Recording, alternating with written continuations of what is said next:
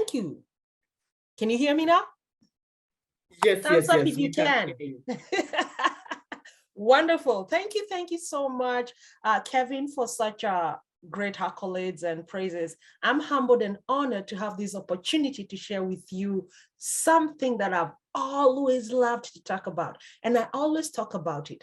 When you mention relationships, I'm like a cat or a dog. The ears just go like this. If they were lying like this, they go up like this because I have a passion for that.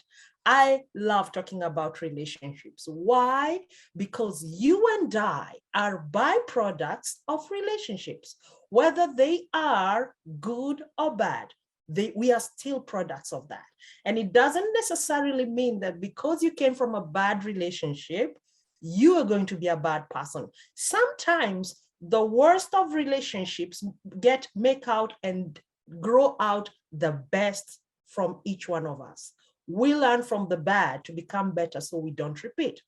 But today, I'd like us to thin down into one perspective, because when we talk relationships, I can talk until the chickens come home to roost and crow in the morning again.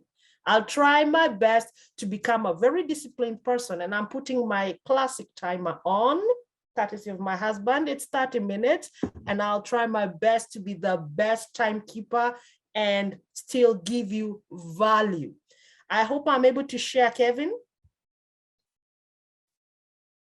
Yes, you are able to. Wonderful. So I'll start here. All right. Let's see if we can see that slideshow from the beginning. One moment, let me try to push this.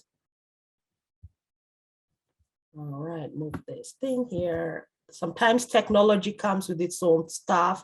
So I'd like to start a slideshow from the beginning. Let's see if I can do that. Perfect. You can see the slideshow there. So today we are going to talk about the evolving workplace relationships. And I know people are like, what are we talking about? Romance? Are we going to talk about Valentines? And before I go very far, I hope the men are back from the men's conference. They had fun.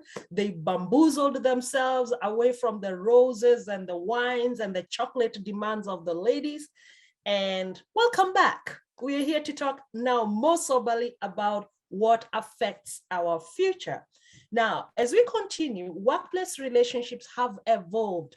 We read about Ulrich, the HR books we were taught about, the disruptive workplace books by Lucy Adams, and we studied them and we thought we knew everything about relationships until you go to the workplace.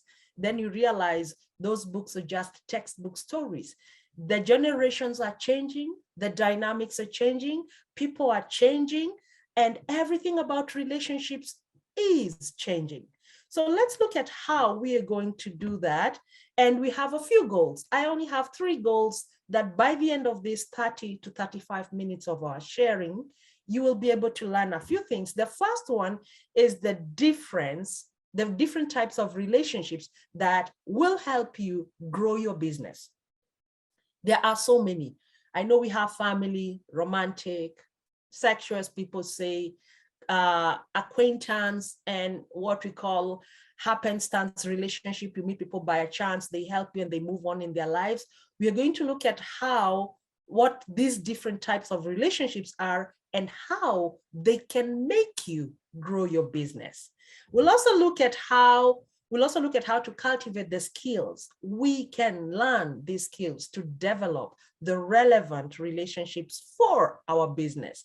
It may sound selfish, but relationship is always a selfish thing. You always ask yourself, what's in it for me? So we will learn today a few skills of how to ask what's in it for me as an individual, as an employer, as a HR manager, as a head of department, as an entrepreneur, without sounding selfish. We'll also learn how to feel more confident and empowered when dealing with relationships, how to set those boundaries without sounding arrogant, standoffish, or snobbish, and also how to also create loyal, loving relationships in your business without necessarily getting indecent. So we'll start from the top. All of us have seen such a tool. If you're not a Gen Y, Gen Z, if you haven't seen this thing, then you don't belong to this planet, especially in my home country, Kenya. I know Luos call it thing. I don't know what Campbell's call it, but I'll find out. And if you've ever had one of these, please type 111. If you sat on it, please type 11 on the chat. Let's see how many have sat on that one. And what you felt when you went off balance, because I did a few times. So our businesses are like this chair. I will call it thin. This chair looks very beautiful. It's classic, but it easily goes out of balance. How do you go out of balance? Put it on the wrong level ground, you're down. 2, let one foot or one leg be shorter than the other one, you're down. If one leg breaks, you're down. In short, business is like this chair. It goes down very easily if you don't balance it. And the balancing act is 3 legs. The first one is the goals that the enterprise has. Is it an entrepreneur? Is it a department? Is it a big corporation? The goals are the first leg of every 3-legged chair in an enterprise. You need to share these goals with your employees. You need to let them know where they're running to, what they're driving towards, what's the motivation. You also need resources. Without resources, it may be very difficult to achieve your goals. And among the resources is the manpower, the HR, the people. They are one of the biggest resources that you need. And lastly, you need good relationships. If I'm to use a metaphor, good relationships are like the oil in the engine of a car, the one that makes the car run. If you don't have oil in the engine, what will happen? It doesn't matter even if the fuel tank is full, the engine will not, it will overheat. You will not go very far. You might go a few steps, but the engine will not. So relationships are the oil that lubricates your business, your enterprise, your department. And I'll go further, even in your own personal life. Bad relationships, bad engine function. Good relationships, good engine function. Then I'll start with a quote that I really love to say every morning. And this one, I've put it in you, but I use I when I'm saying it. Today, I will spend more time with people who bring out the best in me and not stress me. I got it in one of my YouTubes, as I was saying, every morning, anyone who's going to interact with people, deal with people, employees, customers, anyone, this should be your goal. Spend more time with people who build you, who bring out the best in you, not the worst in you. And also at home, spend more time with the spouse who builds you, not bring you down. That's a topic for another day. Today we are looking at workplace. Every morning, make sure that your workers are in that position where they are bringing out the best out of each other so that you can benefit. Now, why do we need relationships? I remember one time I was working in Kinyanjui Technical Institute. For those of you who are in Nairobi, it's somewhere in Satellite, Kabiria, up there. And our accountant used to tell us, one of the accountants used to say, I hate working with people. I hate dealing with people. I don't like dealing with people. I'd rather have numbers all my life. And one question I asked him one day is, were you born by the numbers? Are you a part of the numbers? No, numbers are people. They are brought in by people. They're increased by people. I know sometimes humans can be very difficult, and so are we. We are part of that. Sometimes humans can be very unpredictable, and so are we. That's who we are. And that's what makes it enjoyable and mysterious. Why do we need to network anyway, in spite of all these challenges? Number one, if you have better relationships at work, communication becomes easy. It is so easy for information to flow from top to bottom of the organization. It is so easy for feedback to come from bottom to top. Customers will not be afraid to tell you, oh, we think your product needs improvement, or we think you can do better if the label was this color. They will feel very free to give you feedback. Employees will also feel very free to tell the executive what needs to be done so that it can be improved, or so that work can be better, so that the workplace can be more enticing, so that you can have more peace of mind. 2, higher output. Anyone who's motivated, hey, I'll give you an example. Have you ever seen a happy woman in the kitchen cooking chapati? Yeah. That's exactly how your workplace will be when you have good relationships. They'll just be singing, rolling those chapos of your money rolling in. They will be singing your praises. They will be happy. They will sing your praises to those outside, not just to themselves. There will be more laughter and less stress in the workplace. And when people are motivated, it goes easily that there will be lower attrition. Everybody will want to work where they are happy. Everybody enjoys working where they go. You look forward. Sometimes you even want to get there earlier so that you can beat your friends and laugh at them, or make a joke at them, or have fun with them, and maybe even work longer. Remember, they are giving you more time in their lives when they are happy. They'll give you less time of their lives when they are not happy. So as a HOD, think about ways to do that. Then, apart from just keeping the good talent, you'll also attract better talent from other places. For example, if you're working, let's say, for example, I'll just use maybe banks, because we have so many of them. If Barclays Bank has good human relations and you're working in KCB and you're so good and you're not being appreciated, you'll start asking your friends in Barclays, excuse me, how do I sneak in? How do I get there? Because I can see you're happier there. You have better output. Your feedback is appreciated. Just an example, when there is good motivation, good relationships, you benefit. You attract better talent from competitors, from even other industries. And even innovators will want to come where they're allowed to innovate. Then free PR.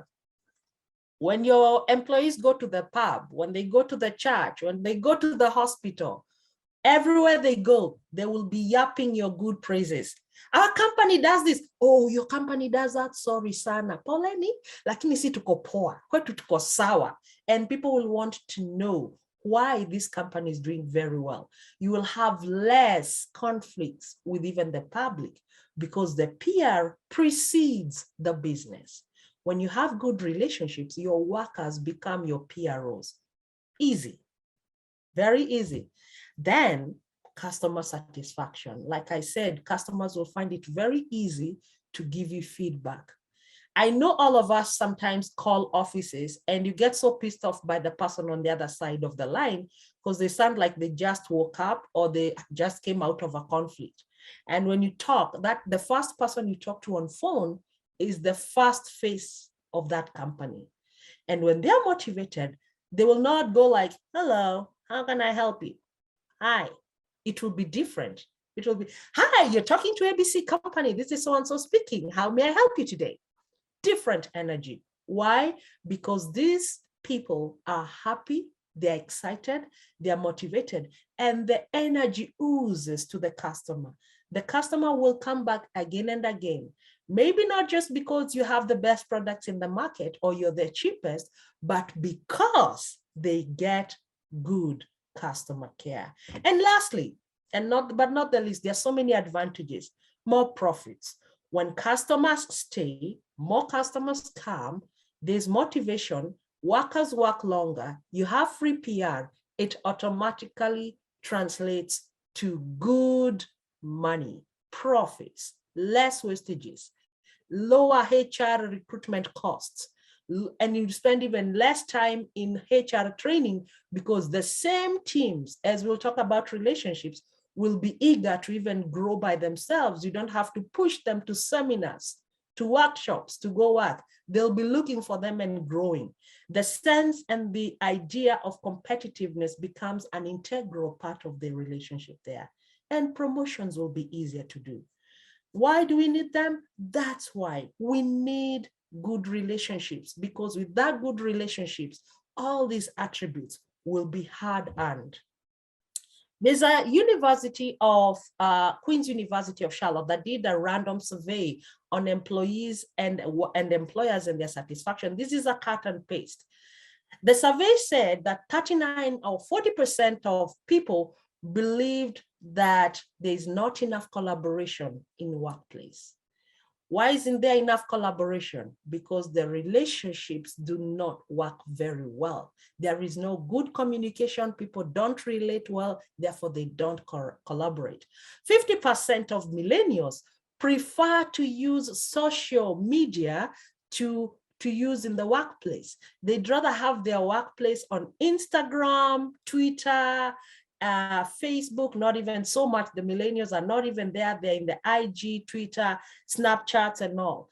And the faster you learn how to transfer your HR relations and your work relations to those sites, the easier it will be for you to deal with the millennials. It will be very easy. You don't need to keep writing them long emails, just a text, just a Snapchat, just a chat, and they find it easier because they are always there. So if you want to develop relationships with millennials, who are now the new work generation and the working class, you will need to adapt. Don't be so rigid. Look at what social medias you can use for your job, for your business, and make it more easier and faster to communicate issues.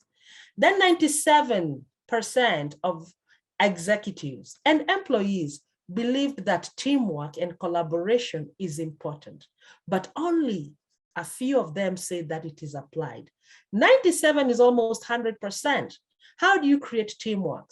By using good relationships. You cannot have a team where people are bashing and banging on each other and backbiting and have good results. So it's important to learn how to oil the teams before you continue. 75% of employers also believed that, one moment here, I'd like to move this up. So 75% of employers also believed that collaboration is also important and that communication is essential. Communication is essential. Although 75% say it's important, only 18% of employees get communication. That means the managers have the dreams, they put it in the pocket and never share it with the subordinates, the other lower executives and workers. It is important for relationships to be there. And through these relationships, exchange is made. This is just a cut and paste information. And I have attached there the reference where you can find it. It's a whole document, but I just picked what was important. Now, let's go now to the real thing.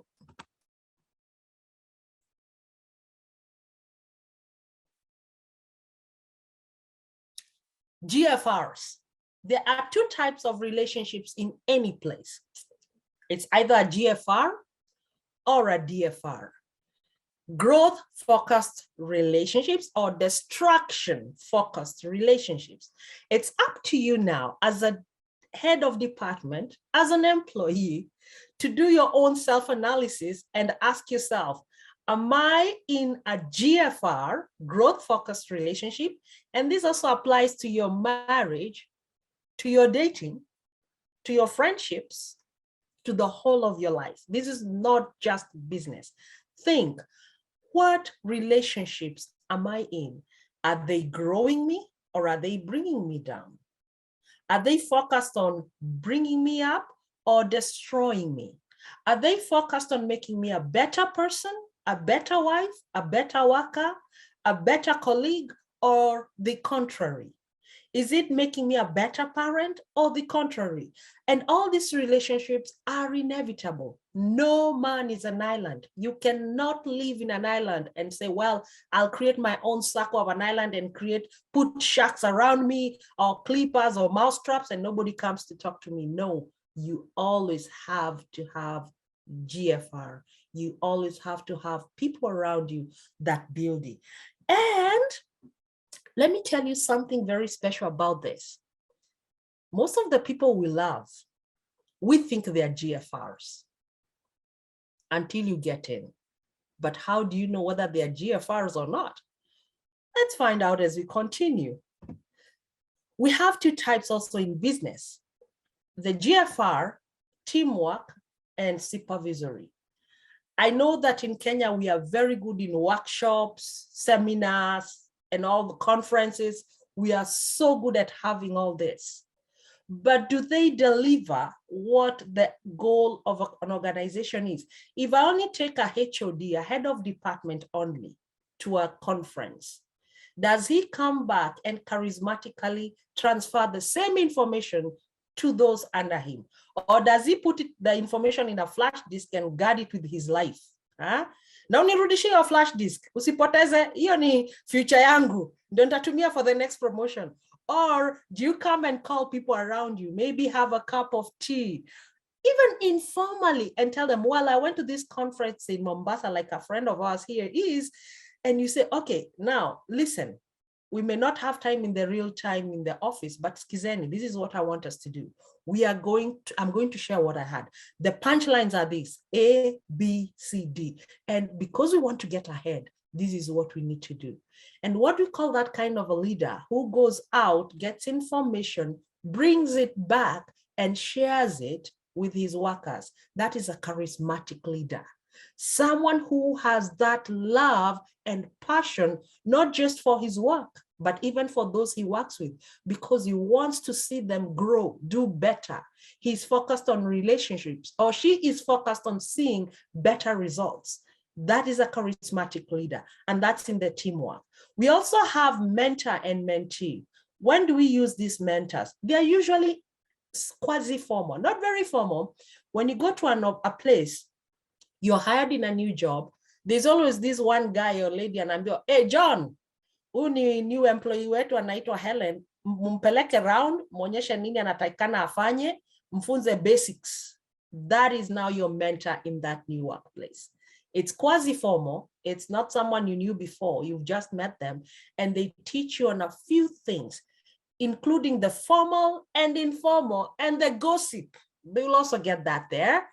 And you'll get it from the mentor and the mentee. It's not very close, but it's like someone guiding you, someone who has been there, who has more experience and is out to show you the way.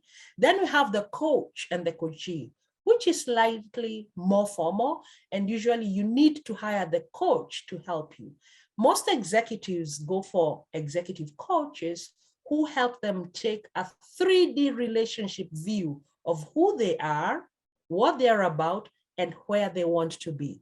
If you're just hired in, like let's say, for example, in the same example of KCB and Barclays, a manager moves from KCB to Barclays.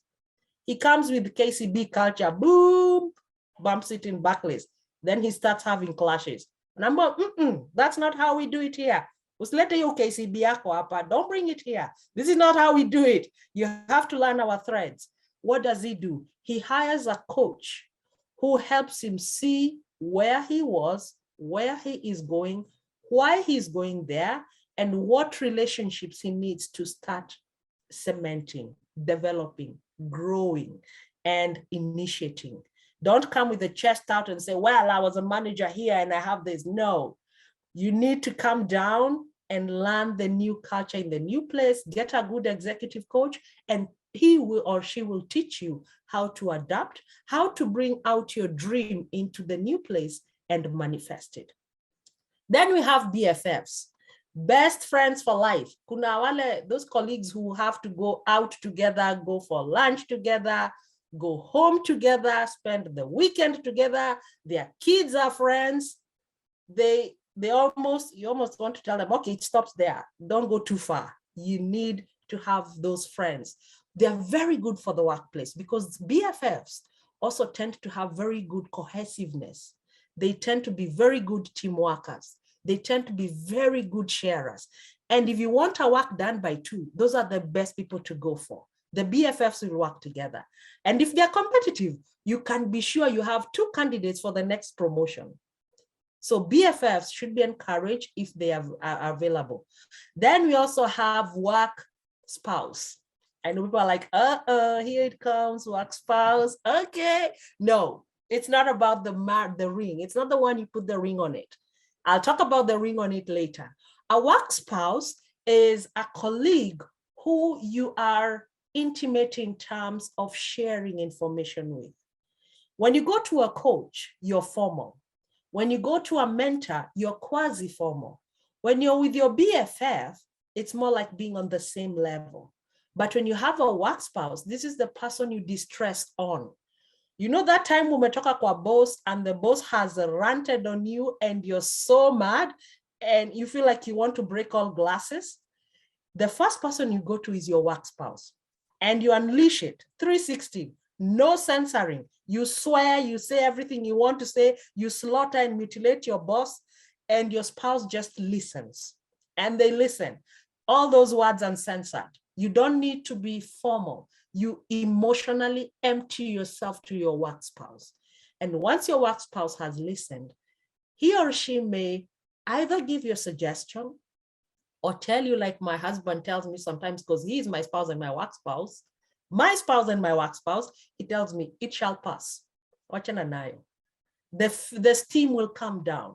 And we all need one of those people, because sometimes it's not even your boss. Sometimes a customer can make you want to pluck your hair. If you have braids, you start tagging on them, but you hold it in and you need to get that steam off. Where do you go? Don't go home with that, please.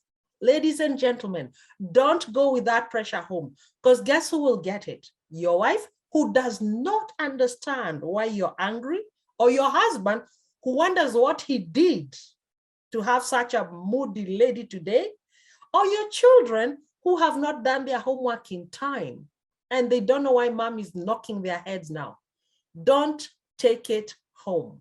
Look for a work spouse. And I don't mean you need to get romantically involved. This is strictly professional.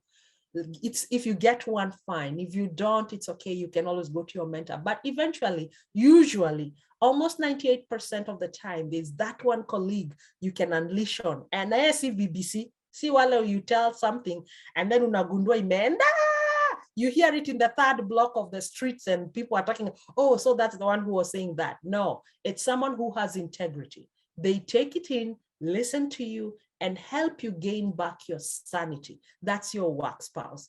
Then lastly, we have functional. Functional is departmental. This is where we have a group of engineers. They hang out together, a group of lawyers. Attacking commoner, wanaanza kuongea in terms like ceteris paribus, wanaanza kuambia quasimodo or whatever they talk, and you're like, they're talking Latin. In short, they're telling me out. Those are groups of functional specialists. They talk in their own professional language. And it's good to have those people when they're there, because apart from the fact that they get social lineage in business or at workplace, they also become a very good source of learning. They teach each other. They want to know, everyone in that department or section wants to know what's latest, what's cutting.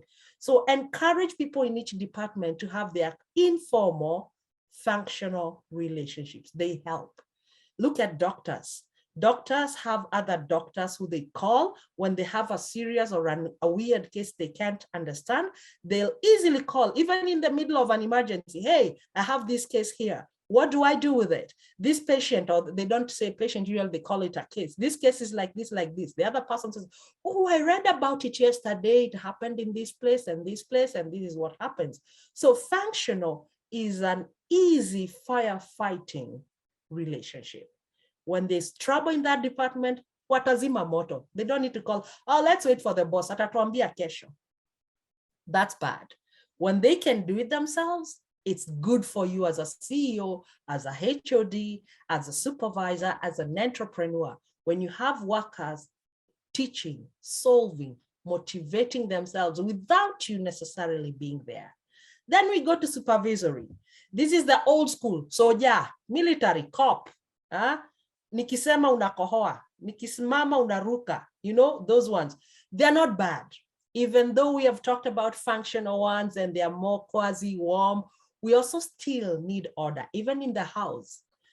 Kuna one of the parents akiingia, climate ina change kidogo, mnaingia kwa line. Even in the workplace, it's necessary. There is need for that. This is where you have a supervisor and an employee, a manager and subordinates, a captain and a constable, a master and an apprentice, a professional and a client. These are the foundations of any business. It doesn't mean just because they are foundations, they should be taken away because, well, this is 22nd century, we are all .comers, we are all we do everything social. No, we need it. That's why Bill Gates is still the boss. That's why we have Richard Branson is still the boss. That's why we have Elon Musk still the boss. He's social, he's happy. You can see them having fun in the social media. And even when they go to the business, it's strictly business. There is need for both. So where do we put this? Remember, it's a balancing game. Business is a balancing game. Remember our chair, you need to learn how to balance and have all these too. And also, how do you maintain these two? There are a few things to do. Always remember to put boundaries. Don't let the social relationships come and supersede the old school, the supervisory, the strictly hierarchical. You need both, but they need to be balanced. And there's a time and a place for each one of those. Let's talk this. How about marriage? If you're in a relationship, type 222. I'd like to see this as we go. And my time is running very fast. I'm almost done. If you're in a relationship, type 222. Let me see. I'm in one. Hey, married. Yeah. So if you're in a relationship, how many of us have had to work with our spouses? I wonder. I have, and I still do. Is it hard? People would say it is. But I'll tell you one thing. If I had to pick again today, which colleague I would work with, I wouldn't think twice. I would still want to work with my husband. Why? Because we've come a long way. We've had our own frictions. We've bashed each other's heads. We've pulled each other apart. We've done everything that can be done until we have normed and formed. We are so tight together that sometimes we even have to remind each other, hey, tomorrow we are going to work, let's go to bed. We have reached that point. We can talk business and relationships in and out because we've normed, we've known, and we respect each other. So what is the requirement for married people or people who are dating to be in the same organization? There are a few things that I'll need to highlight here. Number one, respect. If you do not respect your spouse, it will be very hard for you to respect your spouse as a colleague or as a supervisor or as a subordinate. It's very difficult because what happens, you tend to bring all that negativity to work and the relationship stops being a GFR, a growth-focused relationship, to a distraction-focused relationships. I remember when I was growing up, there are women who used to tell their husbands, wewe nitakumaliza leo, hiyo biashara unafanya nitaichoma. And you wonder why? Na hiyo ndio nakuletea chakula, ndio nakuletea, ndio nakununulia nguo, ndio nakupeleka mashamba. You need to know respect. Secondly, boundaries. There are times of the day when I cannot call my husband however much I want to because I know he is busy. So we set boundaries. In the morning, usually when we are on our peak season, morning, daytime, we are strictly talking business. Business. In the evening until 8 p.m., tumemaliza. Kama huku mkumbusha check, hukufanya nini, we tuma text. Hata kama amekaa hapo, na unamwambia angalia hiyo text kesho. Don't look at it now because that's now time for home. When we are with our kids during the weekends, we don't talk business. We are with our kids. We are focused on growing our kids. We are focused on developing them as persons. We are focused on having them as the center of our attention at that time. If we need to travel, our kids do play sports and we need to travel, we go with them. We do not talk business. That is time for business for children. We take it seriously. When we go out for dinner, on a date. No business. It's me and my spouse. And if there are things I am not happy about, we prefer to talk away from the kids. So we will look for a place, not on our bed, please, on a chair, in our bedroom, and discuss what I am not happy about or what he is not happy about. And we talk it out completely. You pour it out. Don't carry small snippets and carry them around. No, finish it there. If it needs you to cry, cry it out. If you need a hug after that, get your hug. And it's over. Don't repeat it. Don't bring it up tomorrow.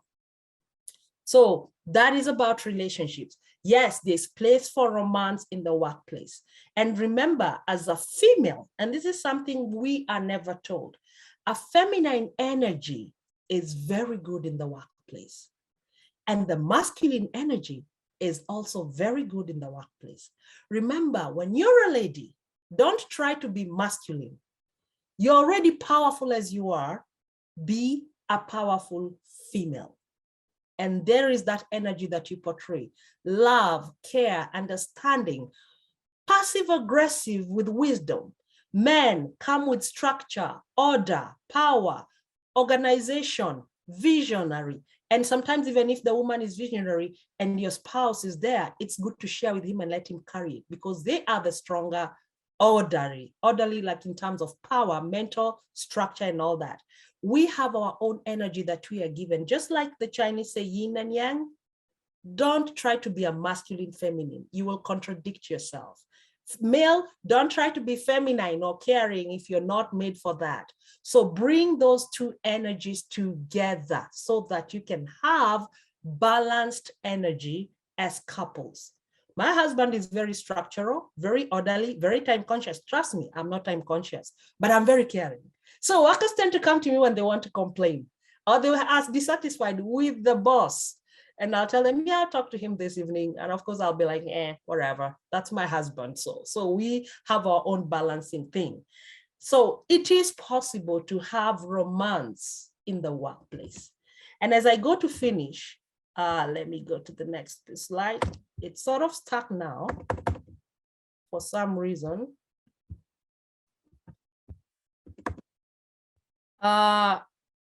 Kevin, I think the slide sharing has stopped. There.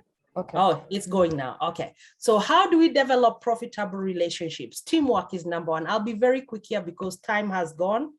And yeah, so let's finish up. Number one, always acknowledge when you're on the wrong. It's good to say, I'm sorry. It's never a sign of weakness to say, I'm sorry, even to your subordinates. And also encourage your employees to go beyond their limitations. Push them with love. Push them. Show that you care, but still say it's strictly business. We need this goal achieved, strictly business. And I know you can achieve it. I trust in you. Move. And when you acknowledge, also remember to acknowledge whoever has done a good job, whoever has superseded the goal. If possible, like I've seen it in some supermarkets here, they put workers who have achieved big sales.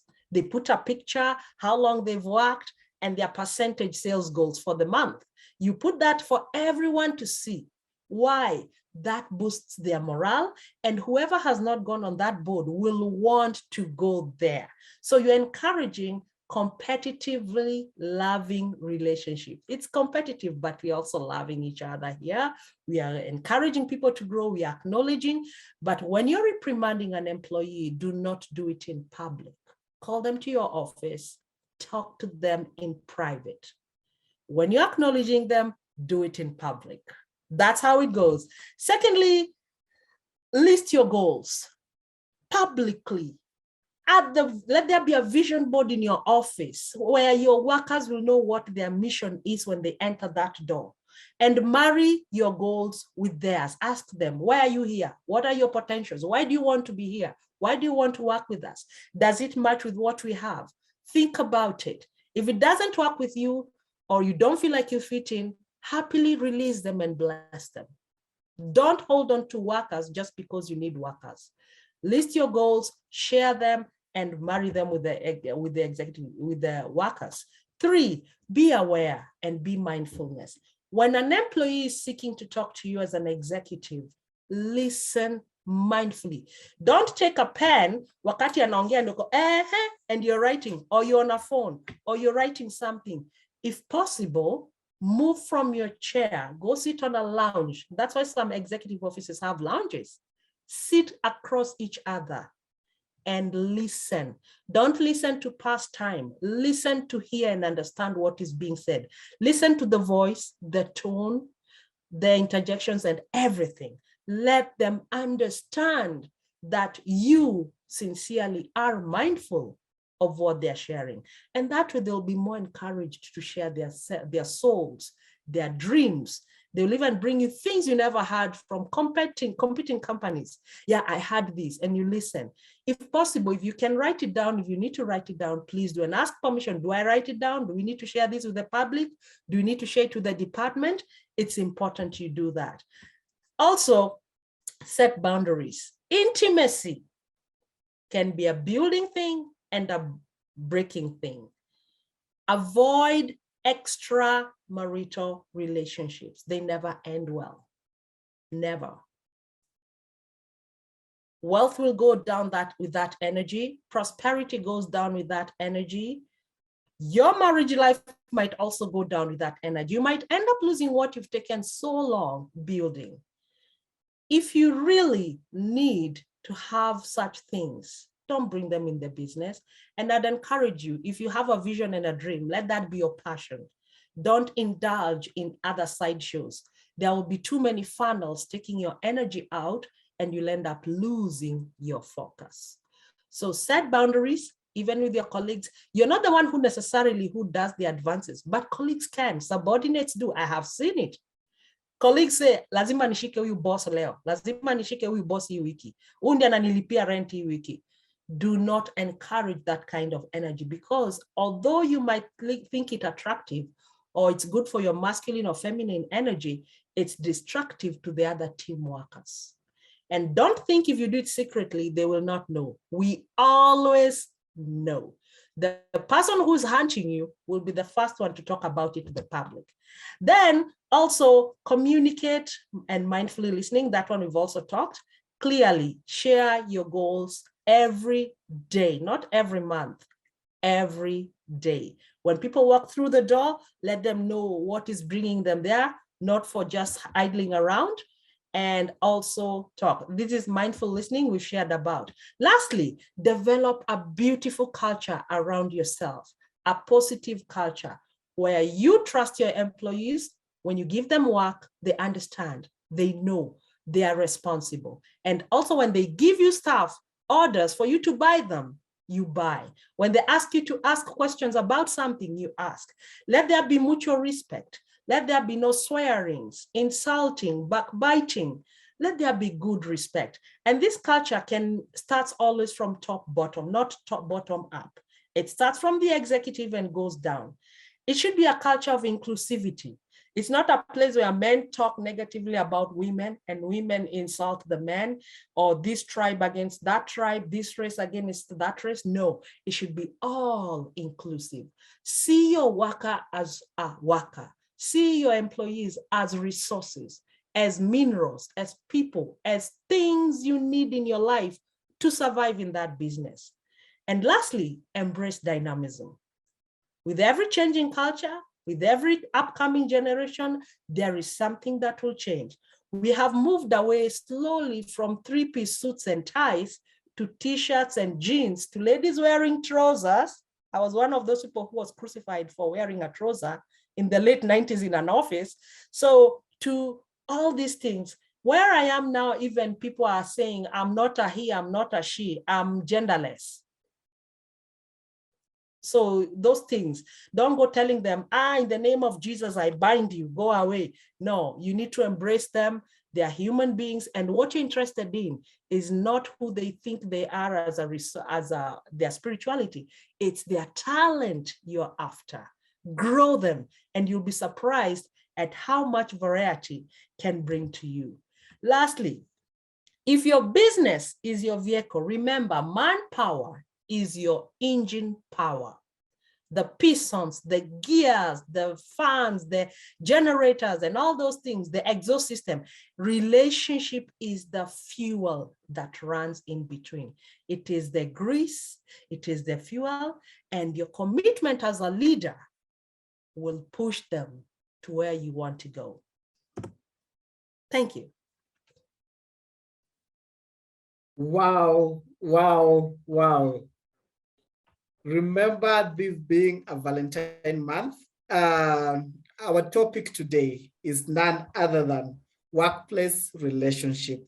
This topic or this session is brought to you by Get It Right with Atara Solution in partnership with Balcon Housing, Pathway Solutions, Wandy Restaurant, and Stallion Company. Our chat messages today, I can't really say. Grace, please, we can see that you're back. Thank you so much, Kevin. Thank you very much, Helen. That was quite informative. And Kevin, thank you for holding fort. And our people, thank you for being patient and following through. I am in Mombasa for the annual National Dialogue for HR. And of course, your moderator of choice doing what she does best. And Helen, there is quite a number of questions. And thank you, Kevin, for recognizing our partners. That is Balcon Housing, Stallion Construction Company, Pathway Solutions, and Wandy Restaurant. Thank you so much, guys, for making it happen. Helen, we have quite a number of questions that had come in, but just maybe in the shortest time possible, maybe you can answer a few questions. And I believe this is a series we are going to have. We're going to probably do relationship series a while. I received feedback that we also need to host a man. So we are going to do that and probably get to understand this better. But one question for you, Helen. How do you handle a supervisor who is bent on fault finding, very enthusiastic in identifying problems and mistakes with no attention to finding solutions and mentoring the team for higher achievements? All right, that is very common. And that one is one of the root reasons why workers leave places. Now, the first step is to, first of all, talk to the supervisor himself. Hold a meeting. If you're the afflicted, look for a way you can talk to this person and have a meeting with him. If possible, just go fast with him and tell him how you feel. Don't go there with an accusation flag. You do this, you do this, you do this, you do this, you do this. I feel this. No, you start with this way. Sir, I feel, this is my observation. I feel like, sir, you're always fault finding me. I feel always uncomfortable. I feel this, and you make it subjective. That way you disarm the HR supervisor or the supervisor, whoever is, from getting confrontational, because it's your feelings you're sharing. It's not about what he does. That, first of all, psychologically disarms that person and tell him, this is how, when you do that, usually they'll ask you, well, what do you want me to do? How do you want me to handle you? Because you're doing this and this and this. And you say, well, my feelings is that I would work much better if this happened, this happened, this happened. And you give your own suggestions in a very subjective way without being necessarily confrontational. If that does not change, there's always the tripartite option where you can pick the HR manager or the higher person from the supervisor, and you go and say, well, I have complaints, I have issues that are affecting me. And you tell the senior person, but this is with me and my supervisor, and I'd like to say this when he or she is there. So you have a tripartite conflict resolution. That way, it also makes the HR know that he is, or the supervisor, that he is not the final. So he's also answerable to someone else, and he needs to take care of the HR talent. So he'll also have a chance to also know that this, what he's doing is not right. And you had already told him, so he will not be surprised that, hey, you're going behind my back. No, you already told him first. Nothing happened. So when you go to the next level, you're seeking mediation on a tripartite method. I hope I've answered that. Grace, you're on mute, Grace.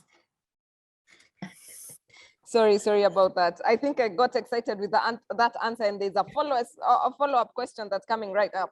Okay. How do you handle a member of the senior leadership team Who adopts demeaning approach in addressing staff, both in a verbal and written communication?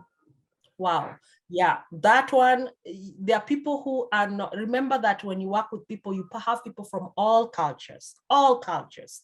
Some were never taught to be cautious, and they're not even aware. You remember when we learned about the Johari window, where people know what they know and there are things they never know. There are people who are never even aware that they're negative and demeaning. And I have encountered and lived with some of those. Calling names is their middle hobby. They love it. What do you do? As a person who is going through that, first of all, maybe 1 or 2 times, and they write those demeaning letters, it's always important to remember you are not the target of that negative talk. That's who they are. That's their habit. That's what they do. That's what their culture is. So remember, it's not you who is bad. It's their culture. It's how they've been brought up. So what you do, the first thing is respond to the letter. After you've taken a breather, as politely as possible. If you need to do this, and this is something that most people practice, take the letter, scratch the letter, print it, scratch those demeaning words, and write on them the positive words you'd have wanted to see in that letter. And then reply to the boss with the letter that you have just rewritten it. If you really feel like it's too much, you need to bring it to him the same way. Tripartite communication. Talk to him. Tell him we notice, and this is, sometimes it's even good as a department, you tell him, well, we feel, and you even write back to him, we feel that your language is very offensive, demeaning. We would like to have better relationships. We'd like to have a warmer working environment. We'd like to have a more respectful one. Helen, they're afraid they'll be fired. Is that the CEO? Let me ask you, would you rather work in a place where you are demeaned, or would you rather go to where you're happy? Don't be afraid of being fired. Do not. Either way, a bad person is a bad person. A bad person is a bad person. I'll share, I know my husband is somewhere listening to this. He once quit a company because of that environment. He was a senior CEO, and the colleague and the senior guys were also demeaning him. He quit. He got a better job. Let me tell you one thing about mindfulness and what we talk about thoughts. What you fear most will always happen. So what are you afraid of? Being fired? You will be. Sorry, my camera just went off. I think my battery died. So you can hear me though, right? Yes, we can. Okay, so what happened? You will be fired if you're afraid of it. Don't be afraid to stand your ground. And usually when the worker stands his ground in a polite and very respectable manner, it becomes very hard to fire them, even if you're the bad one. It is difficult. Do not be afraid to be fired. Opportunities are everywhere, everywhere. And when you just stick to a place because you're afraid of being fired, it's like getting married to a spouse who abuses you, and you stay there because you're afraid of being kicked out or separated or divorced. It's the same. If you don't like it, move it. If you don't like where you are, go. That's the energy of life. Let's not be so limited by the thought that, oh, jobs are getting finished. How did you get this one in the first place? You went for an interview. You'll still get another one and another one and another one until you get the one that works and aligns with your visions and dreams. Do not be afraid. Stand your ground. Okay.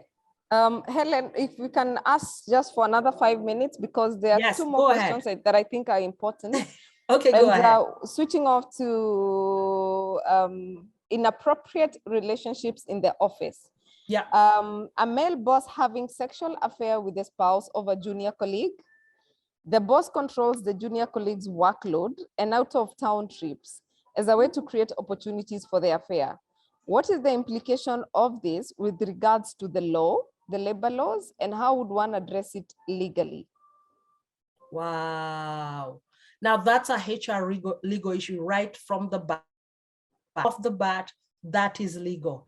It has nothing to do with what he can do, because this person, one for one, is breaking a marriage. That's criminal. That's a social offense.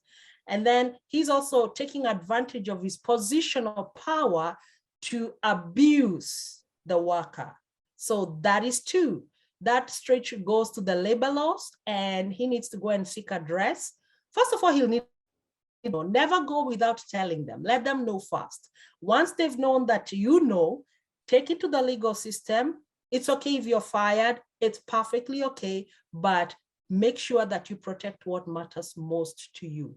Is it your job or your relationship with your wife? What's more important?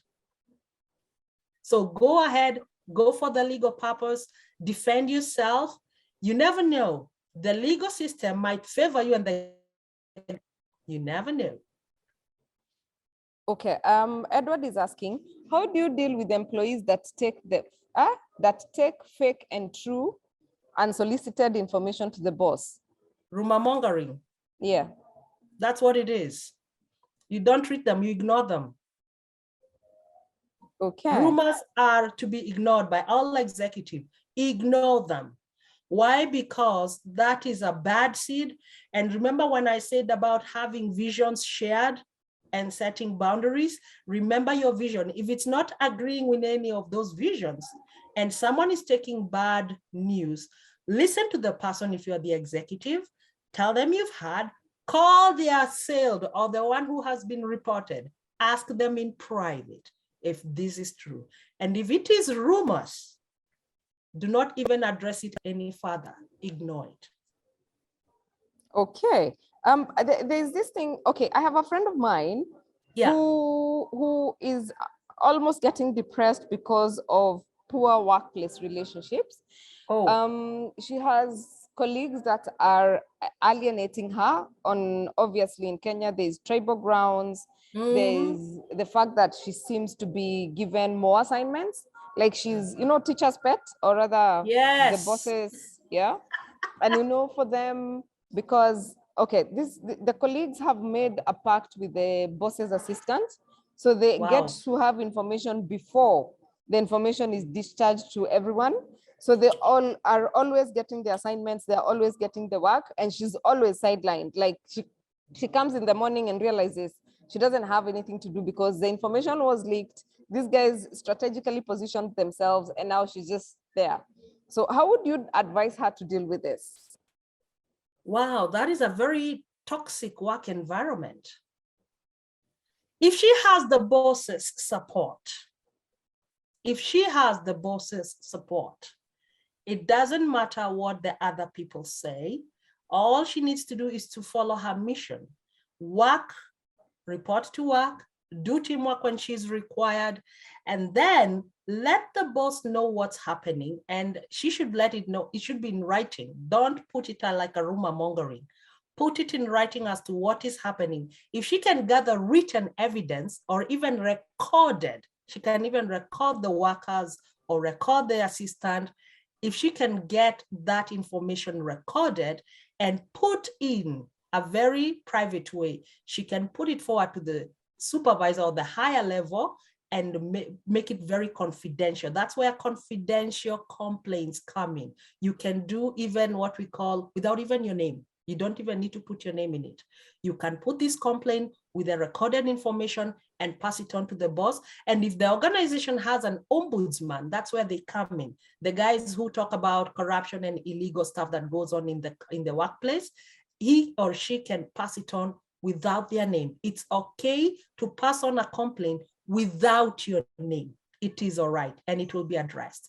If not, take it to the HR with the same evidence. Don't just go complaining and talking. Written evidence and take it to HR. They will know how to address that.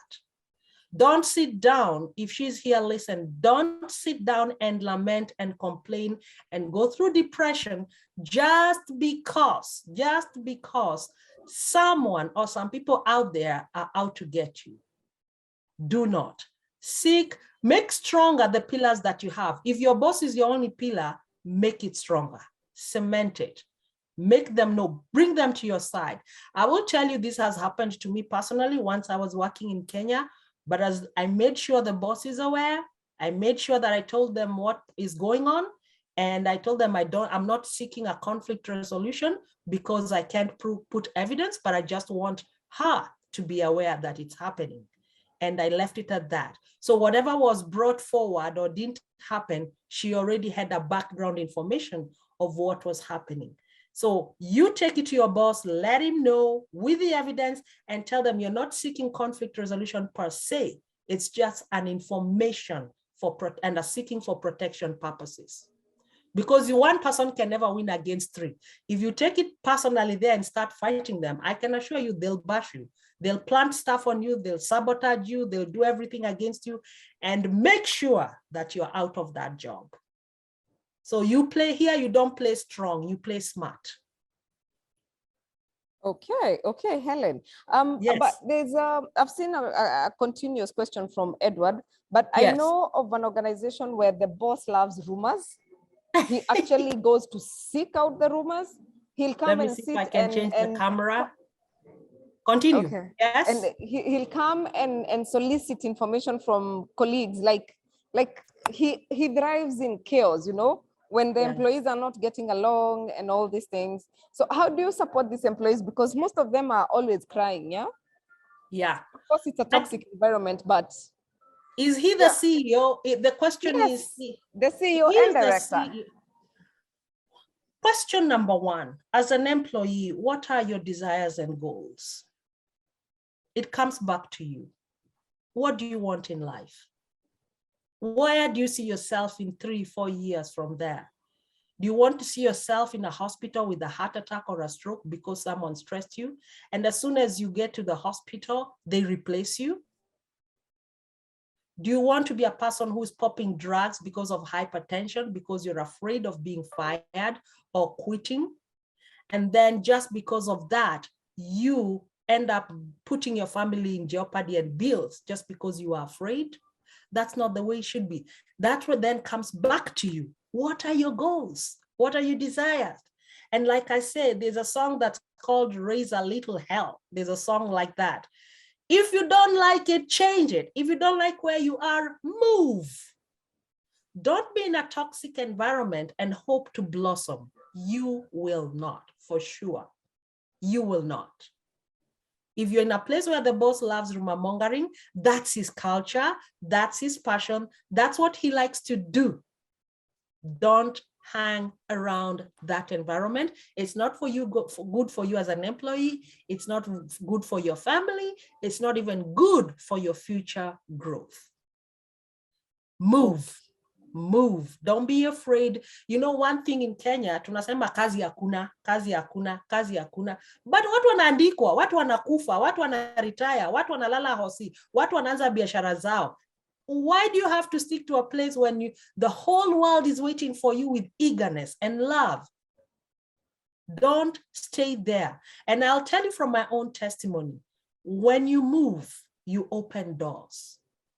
When you move, you open doors. You don't know what's on the other side of the door when you're always sitting on a chair, afraid of moving. You need to stand up, walk to the door, open it and move through. Mindset, brothers and sisters, mindset.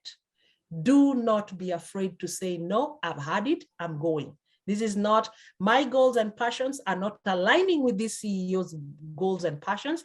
I need to move to a better place. And opportunities go to those who are aggressive enough to seize them, to say no to what they don't want. Okay. I wow. think that has yes. that has literally summarized everything. I wish to actually just leave it there, because if we add anything else, we're just going to have a spoiler. And for the person who was asking about the legalities of relationships and all this and what the legal redress will be, I will task, we have an industrial relations, employee relations session coming up in March with Nick. So we'll see whether we can address that, the legalities of dealing with this, what do we call it? The relationships and the affairs in the workplace. But there's somebody who asked, do you encourage romantic relationships in the office? Do I encourage them? Why would you want to have them in the first place? Is that part of your mission and goal when you go there? Well, Question. people find husbands in workplaces, Helen. Yeah, even it's common, very common. It's very common. I remember I worked in TSC, and I remember, I don't want to name schools. There are some headmasters who really were against colleagues marrying, and we're just fresh from Campo, by the way. To our motto, we are hot. We are that age, we are fertile, and you're like, I'm hunting, I'm actively hunting. And you go and you find this 7-year-old experienced guy who's been in the workplace, he's hot, and what do? It's normal. You just start hunting them. I have a friend who had to be transferred from a school once the principal learned that he was dating a colleague there. So that's very subjective. I am not against it. Really, I am not, but let it not be sexual flings. There's a difference between having a romantic relationship with a goal to marrying. And in this case, I'm talking about romantic relationships between singles who are ready to mingle. Perfect. That's okay. With a goal to marrying. Sexual flings are poisonous to the business. Sexual flings, because in the end, mtasikia coincidentally, kamdudu kaliingia, watu wanaanza kupigana hesabu. Nani alikuwa naye jana? Last month ilikuwa nani? Last year, nani alianza? Then you start getting those weird looks. I know it sounds weird, but yes. Ama mnasikia fulani amekosa job, ati ameenda clinic. Gaina, okay, wacha tuanze kuangaliana. You start looking at each other. No.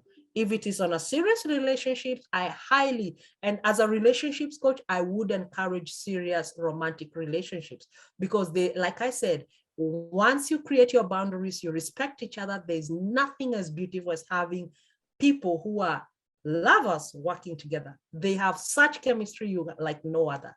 But kama ni one night stands, that's poison. That's putting thorns in the business enterprise. Watu watadungwa dungwa mamiba huko.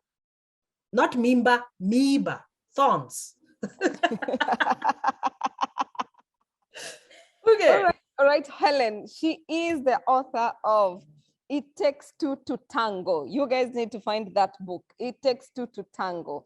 And what is the other book again, Helen? Popstar. Popstar is an acronym for purpose, objective, power, how people take back their power in their lives, being specific about what you demand and ask, being time conscious, being accountable for your own goals, and being realistic. It's a popstar, it's an acronym, and it's the bottom line is seize your center stage. Take your stage. That's why I'm telling people, do not be afraid. You got there, you can go further. You went into that job, you can always get another one. The universe, like I said, embraces the unafraid, the aggressive. And this is a universal global law. It's not just in Kenya or where I am, it's everywhere. Look at people who are ambitious in life. Look where they are. How Gopi? They just go. They get rejections. They just go. They get dumped. They just go. And somehow they just make it. And you're like, kwani you and Anini special?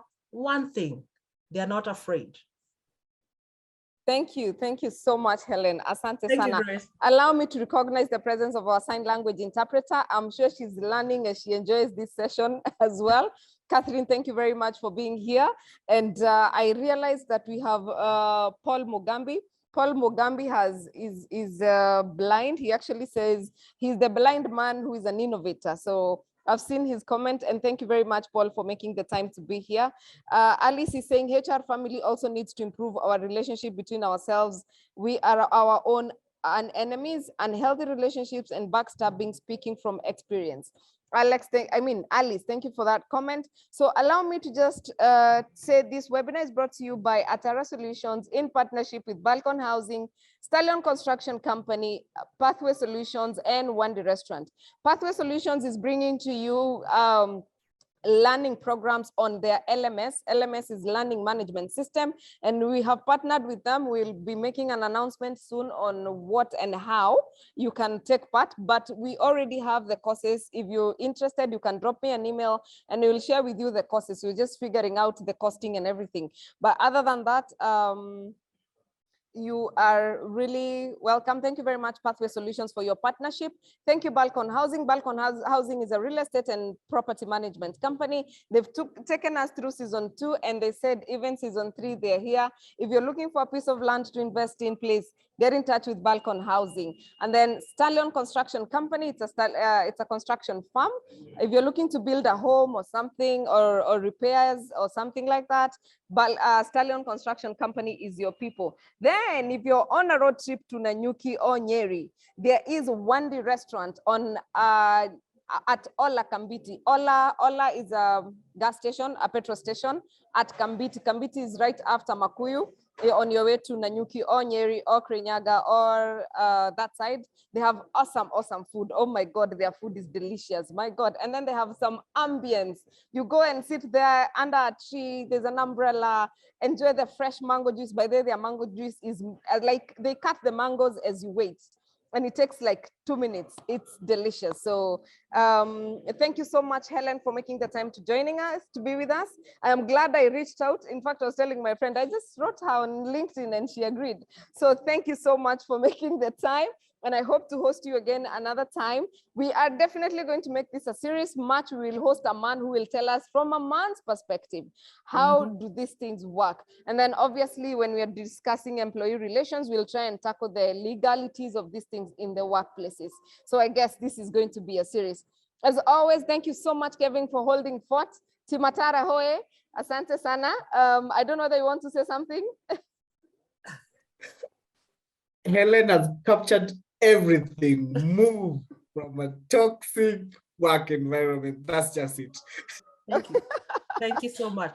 Thank you for reaching out, Grace. I appreciate too. This is a golden moment. Thank you. Thank you so much. Thank you, Kevin. Also, I don't know that you'll be sharing your slides. Maybe you can put in how we... I will. I will be sharing them, yeah. Okay, then you can put in how we can get the book as well. So that yes, I will put the link. I'll also, for those who love to hear about relationships, both personal and marriage, I have a podcast. You can get it from Kenya too.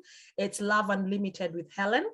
I talk everything like I've done here. I'm not good in censoring. Sorry, guys. Kama unaogopa kuambiwa as it is, don't go listen. But if you like to hear the hard truth, you're welcome to listen to Love Unlimited with Helen. Thank you so much. I actually looked, I listened last week when I was researching about you. Thank you. Anyway, so thank you so much. Thank you, Catherine, for making the time and always being here with us. We really appreciate. If you're looking for somebody to do sign language for your organization, your events, please, I will hook you up with Catherine. She does a wonderful job, like you can see, right? Inclusivity is it, yeah?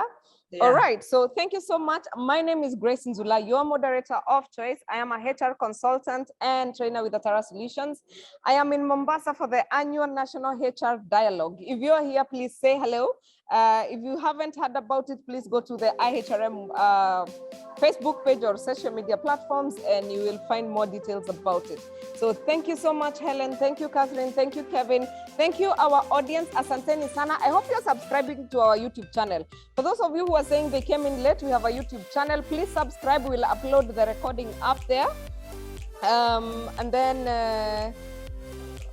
okay, Helen Momeri, yes, Catherine is here. Helen is also deaf, so she's part of the reason why we have Catherine.